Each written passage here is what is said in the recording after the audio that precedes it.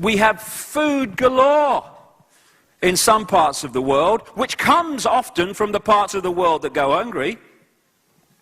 And we throw away more food than most people eat in many, many months. I've seen this in Ecuador.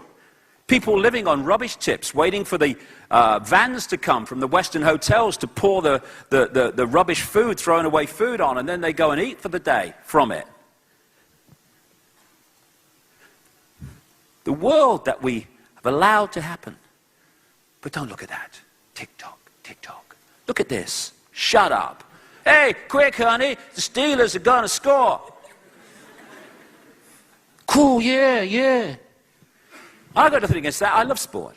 But if we are in a situation where that becomes the focus of our reality at the exclusion of everything else, then while we're looking here, hell is going on here to stitch us up in the way that we have been. Oh, shut up. What's on the telly, honey? And then we drop bombs on the most crowded piece of land on the earth, Gaza. We protect ourselves. That's what we're doing. We do it to protect ourselves, apparently. This is what we do. This is liberation. Hey, liberation. And it's been going on. This is Vietnam. In the 20th century, humans killed well in excess of 100 million other humans in wars and conflicts. And it's still going on. Tick-tock, tick-tock, but you don't want to see that. Hey, quick, honey, Paris Hilton's half naked in the back of a limousine. Come and look, it's really good. And that's the new religion. Instead of living life, hey, this is me, I'm going to live my life. Ooh, isn't that she got a nice dress on this show, isn't she, and stuff. Oh, look, she's going to marry so-and-so. Oh, they're being divorced, yeah. It's the new religion, the celebrity, the religion of celebrity.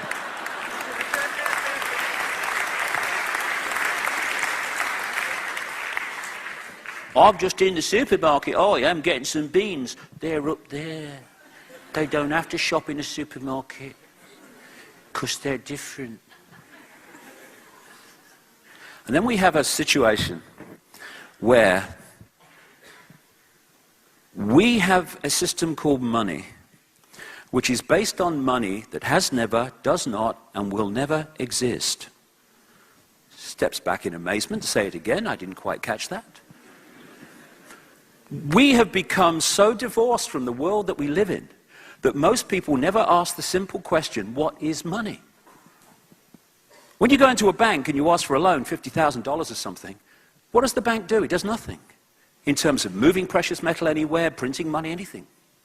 It just types into your account $50,000. And from that moment on, you start paying back interest and eventually the principal, if you're lucky, on the $50,000. Because the same people that have controlled the politicians and the governments have controlled the banks, legislation has been passed which allows banks to lend at least 10 times, and my God, it's at least 10 times, what they have on deposit. So every time you put $1 in a bank, you're giving them the right legally to lend $10 dollars. And interestingly, when you, say, take out a loan for $50,000, that $50,000 has been given to your computer screen on the basis of someone else putting a fraction of that in the bank. And then you take that $50,000 and maybe you give someone $20,000 to buy something. They'll take that $20,000, which has already been created out of nothing, and they'll put it in another bank. Now the $20,000 from the original $50,000 gives this bank the right to lend 10 times the $20,000. And so it goes on.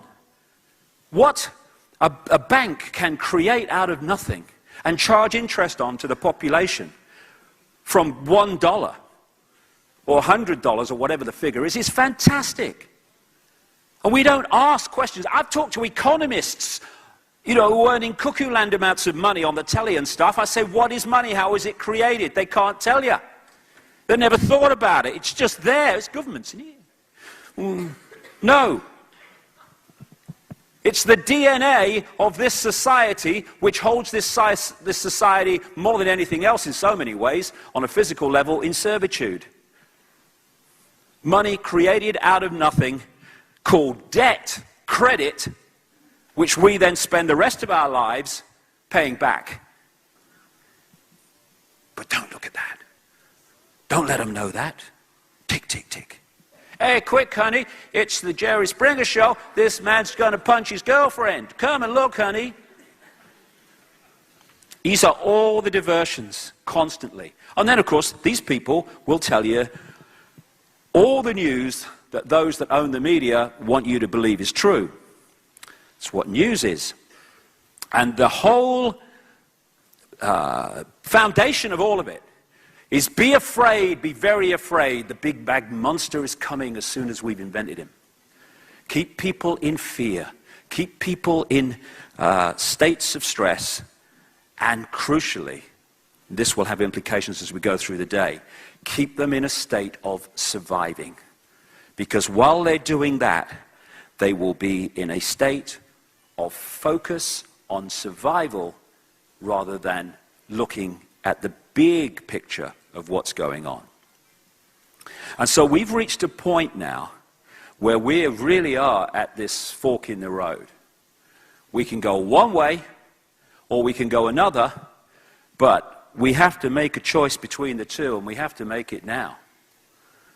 One way will take us into a global fascist dictatorship, an Orwellian state, well within the next 10 years.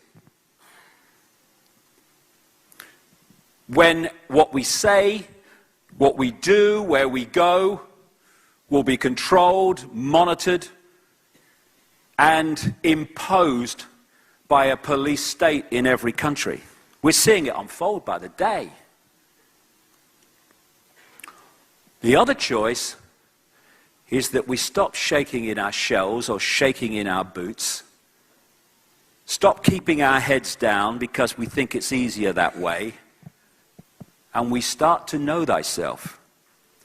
We start to understand the full, extraordinary magnitude and genius that we really are when you sweep away, delete the programming that has put us in the state that humanity has become.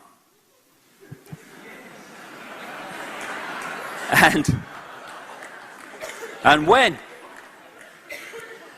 when you reach that level, you stop taking this nonsense seriously. And when you stop doing that, it stops being intimidating to you. We're told, American word you hear so often, we're told you must comply. Compliance, that's what it is. The police state, you must comply. You must not incite discord, you must comply. Well, I have this thing, I call it the non-comply dance, you know. And that is when you start to beat to this different drum and you don't comply. You don't comply with your own enslavement. You don't comply with your own servitude. And we stop building and acquiescing to the building of our own prison. Comply! No. Do what we say? No. Your house is foreclosed. Leave. No. Hundreds of thousands of people in America, I was there for 2 months recently, hundreds of thousands of people every month are losing their homes. Now, hold on a second here. Let me just follow this round just a little bit. They're losing their homes because they've lost their jobs. They've lost their jobs because of what the banks have done. But now, because they've lost their jobs because of what the banks have done, they can't pay their mortgage to the banks, and so the banks come along and take their home when the banks have caused the problem in the first place. And hundreds of thousands of people in America are leaving their foreclosed homes every month. Why? Stay there. Refuse to leave. Then say to the system, okay, deal with that, darlings. Hundreds of thousands of people every month. You've got to come and take them out of there. Well, we can't. Of course you haven't. It's only possible for this nonsense, this grotesque injustice to happen because people acquiesce. Oh, well, we better leave. Non-compliance. Ooh, I'm inciting discord.